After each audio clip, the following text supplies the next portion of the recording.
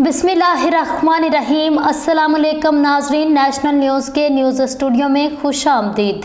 मैं हूँ Atifa Bloch. Bulletin के आगाज़ में खबर आपको देंगे। डडियाल से रिपोर्ट पेश कर रहे हैं मज़हर हुसैन शाह।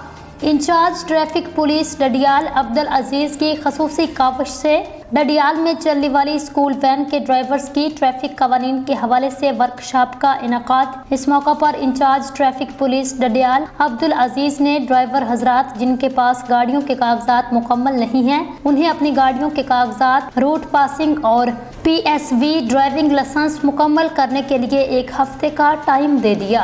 अब्दुल अजीज़ का कहना है कि स्कूल के बच्चे हमारा कीमती असासा है, इस मामले में किसी किस्म की कोताही बर्दाश्त नहीं की जाएगी। 1 हफ्ते के बाद बिला तफरीक गाड़ियों के कागजात की चेकिंग का सिलसिला शुरू कर दिया जाएगा। जिन ड्राइवर हजरात के पास रूट परमिट या PSV ड्राइवर लाइसेंस नहीं होगा, इसके खिलाफ तहत ज़ाब्ता कानूनी कार्रवाई अमल में लाई जाएगी। अब्दुल अजीज़ ने मजीद कहा, जिन गाड़ियों के शीशों पर ब्लैक पेपर्स लगे हुए हैं या फिर गाड़ियों के अंदर टेप रिकॉर्ड इस्तेमाल किए जा रहे हैं, उनके खिलाफ कानूनी कार्रवाई होगी। मजीद तमाम स्कूल वैन की फ्रंट सीट पर एक बच्ची या बच्चा बिठा सकते हैं। खिलाफ वर्जी की सूरत में सख्त कानूनी कार्रवाई का सामना करना पड़ेगा।